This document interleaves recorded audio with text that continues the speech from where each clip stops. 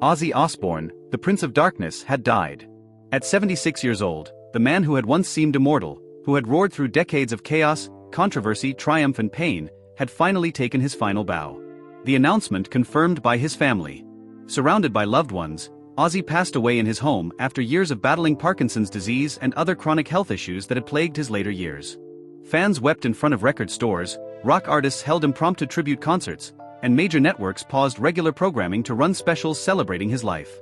In Birmingham, where a city mural of him loomed over the skyline, people left flowers, candles and handwritten letters.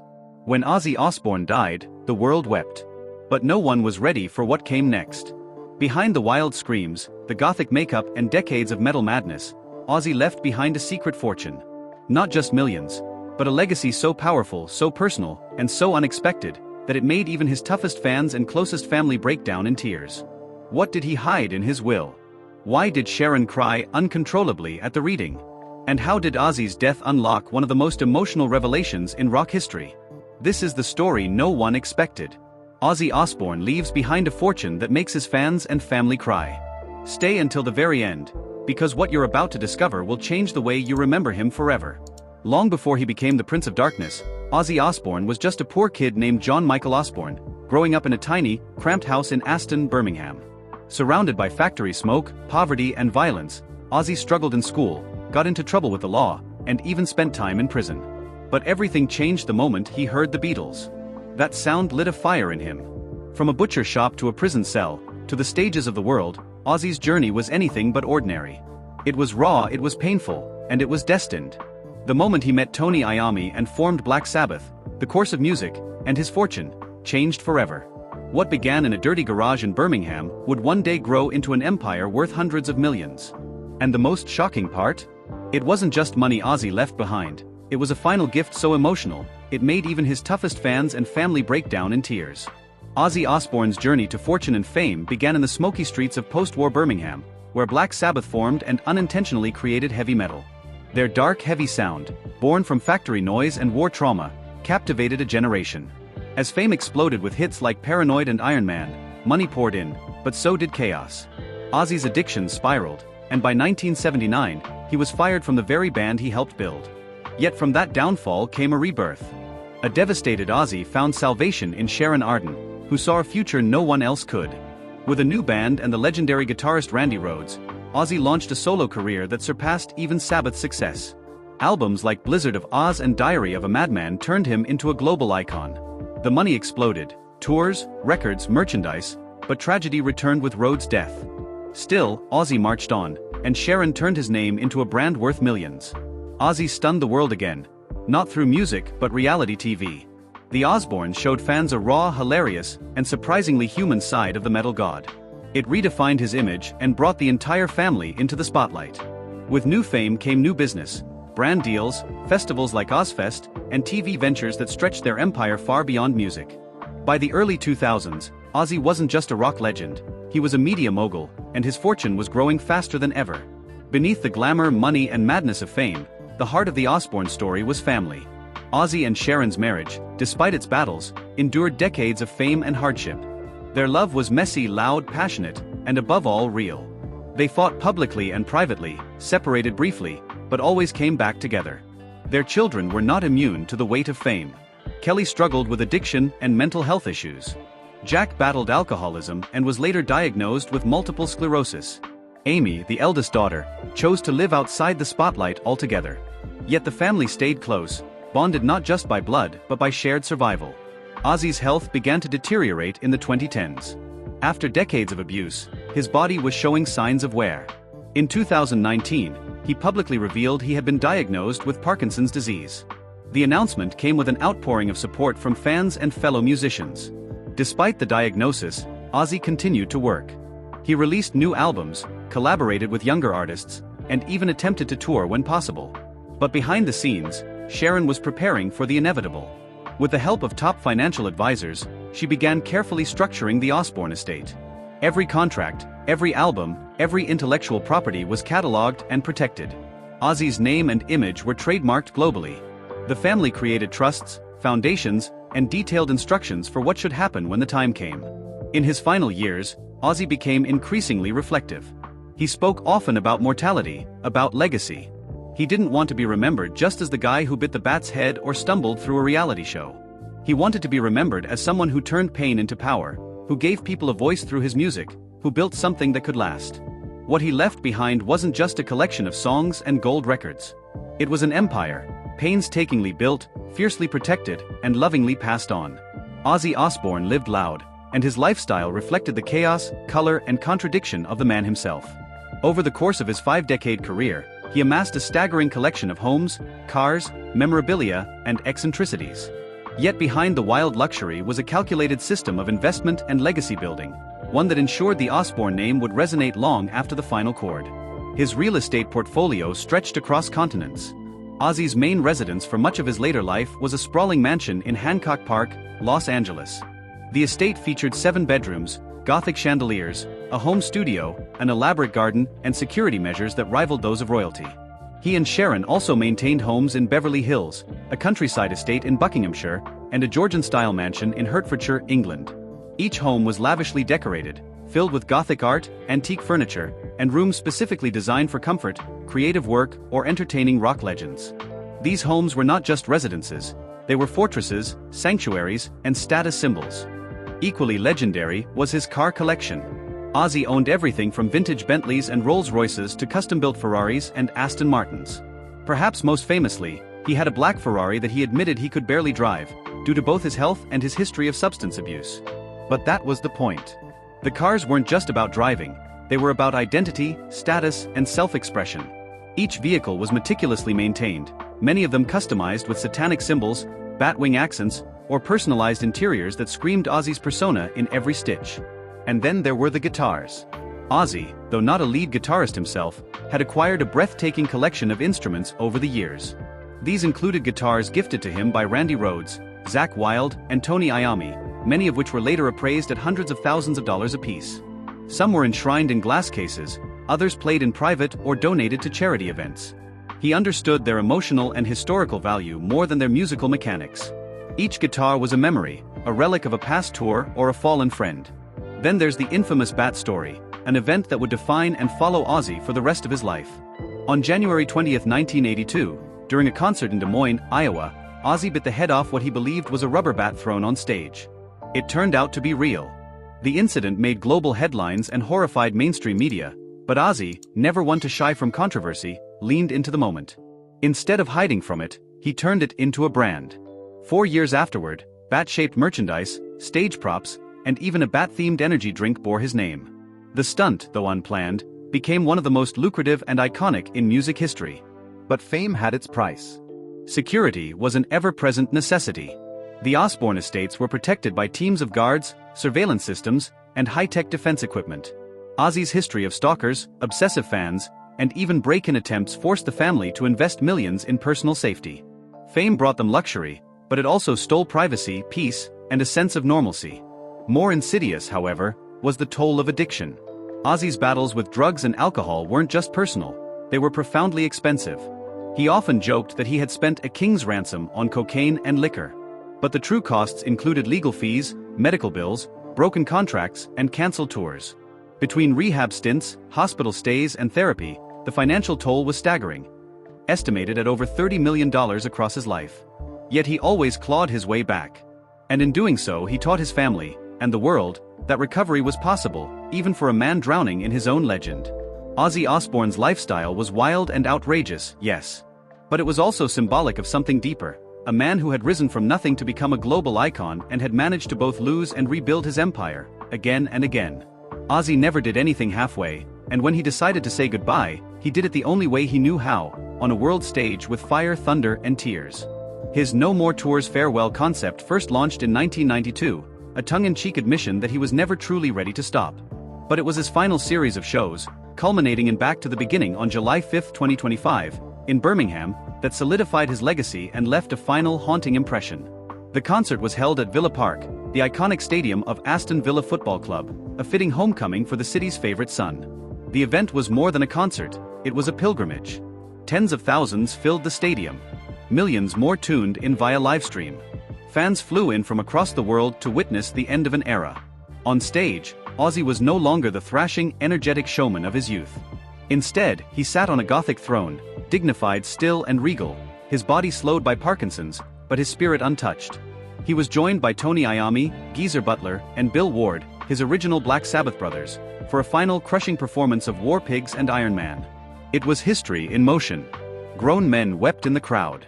Fans clutched handmade signs reading "Thank you, Ozzy, Prince Forever," and "God Bless the Madman." Merchandise from the tour sold out instantly: limited edition vinyls, custom Batwing jackets, concert posters, and jewelry. Live streaming rights were sold to major platforms for millions. Documentaries were already in the works. The tour grossed over $300 million globally, not including merchandise and licensing. It wasn't just a financial windfall, it was a branding masterstroke. Everything Ozzy touched in those final months surged in value. His record streams spiked 600% on Spotify and Apple Music. Black Sabbath's albums returned to Billboard charts. Auction houses began preparing for the inevitable run on Osbourne memorabilia. The farewell tour didn't just cement his legend, it increased the future value of his estate dramatically. Industry analysts noted that between the final concert and his death just 17 days later, Ozzy's net worth increased by nearly $50 million. The legacy he left behind wasn't just heartfelt, it was financially historic. But none of that compared to the emotional resonance. Sharon cried openly during the show. Jack stood beside her, holding her hand. Kelly performed a duet with her father, singing softly beside him as he whispered the final lyrics to "Mama, I'm coming home." It was more than a concert. It was a love letter. To his city, to his fans, to his family. Ozzy Osbourne's will was as detailed and deliberate as one might expect from a man who had faced death and rebirth so many times.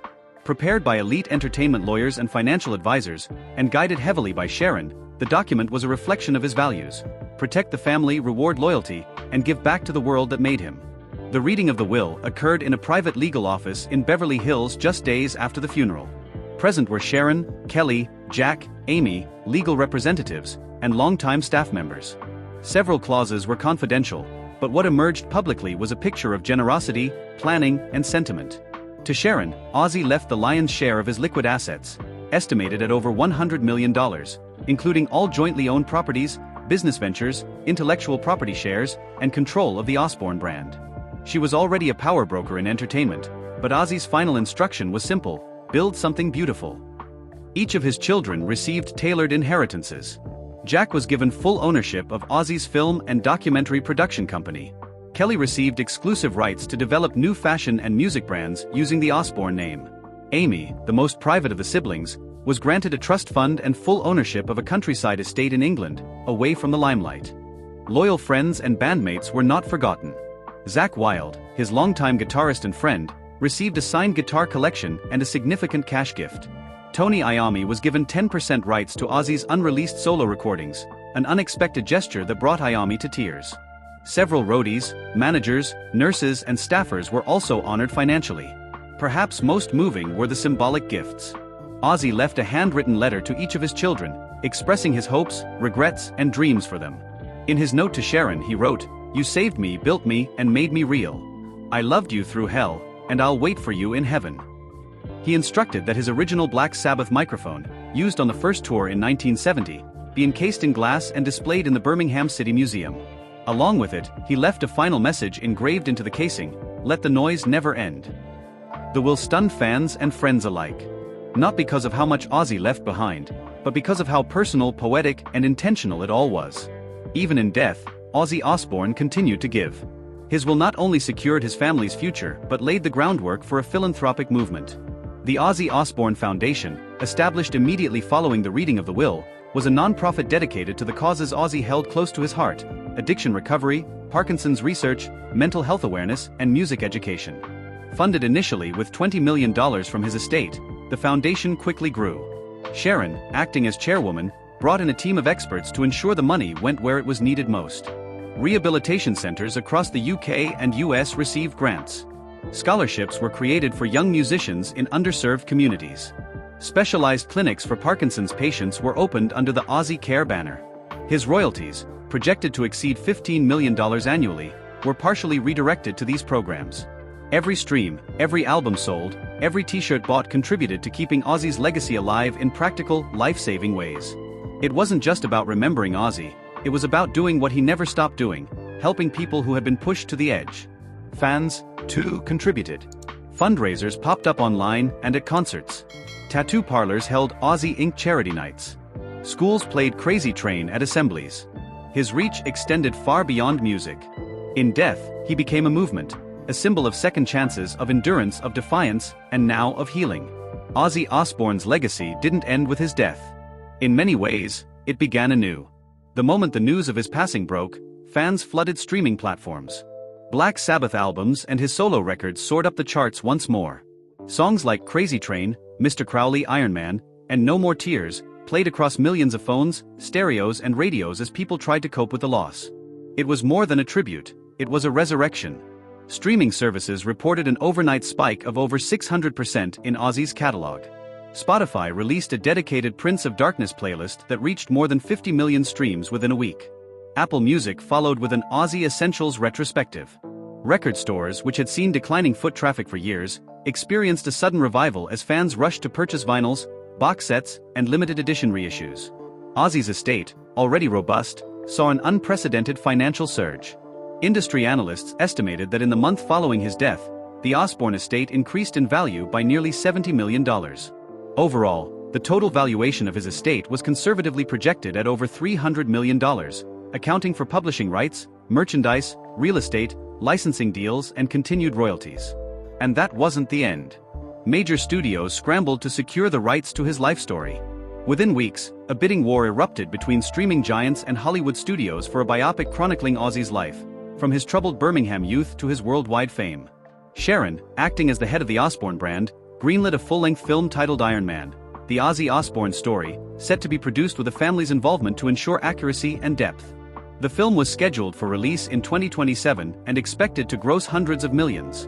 Meanwhile, Netflix announced a new documentary miniseries titled Behind the Bats: The Real Ozzy, combining never-before-seen footage, exclusive interviews, and commentary from former bandmates, producers, and friends. Simultaneously, Broadway producers approached Sharon about developing a rock opera-style musical. The concept, tentatively titled Prince of Darkness, Live Loud, was envisioned as a bold, theatrical retelling of his rise from factory kid to music god. Beyond the arts, the business side of Ozzy's legacy was meticulously protected. All of his trademarks, from his name and voice to his signature font and stage makeup, were legally reinforced by a team of top entertainment lawyers. The Osbourne family ensured that no company or outside party could exploit his image. Instead, they launched the Osbourne Legacy Trust, which managed all rights and revenue streams tied to his name. Every official product, from collector's editions to apparel, was curated and approved, maintaining the brand's integrity while generating millions in revenue. Licensing his music became another goldmine. Movie studios lined up to use tracks in soundtracks, trailers, and television. A new era of young fans, many of whom were born decades after Black Sabbath's prime, began discovering his music through TikTok trends, YouTube documentaries, and gaming soundtracks. Ozzy had transcended generations, and now, even posthumously, he was finding new voices to speak to. Ozzy once said, "I'm not afraid to die. I just don't want to be forgotten." That fear proved unfounded. His music, his myth, and his madness lived on, not just in spirit, but in an ever-expanding business empire that ensured his name would echo for generations. For all the headlines about Ozzy's fortune, few could grasp the emotional weight his family carried in the aftermath. The Osbournes had never been a typical celebrity family. Their lives had been public, messy, and deeply intertwined with Ozzy's career. When he died, they didn't just lose a husband, a father, or a business partner. They lost the heart of their universe.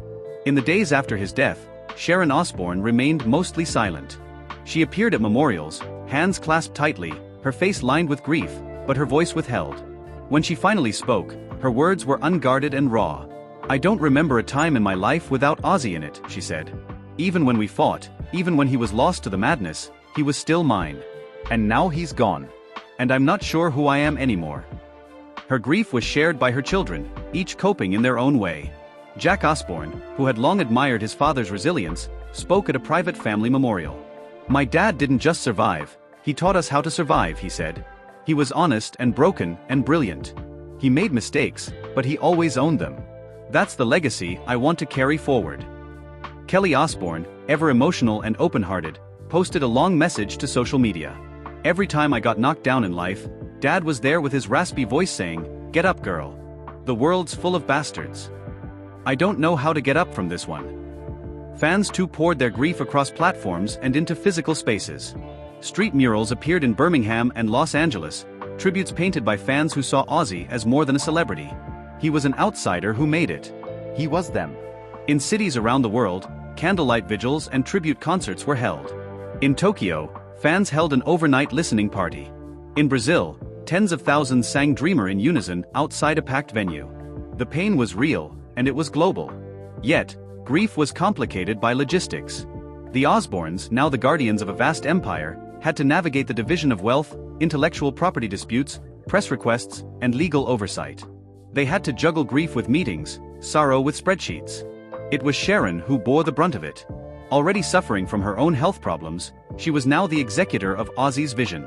She sat through hours of estate briefings, financial audits, and licensing proposals. Even in mourning, she couldn't afford to break down. "There is no handbook for this," she said in an interview. "There's no guide for grieving a man the world thought it knew."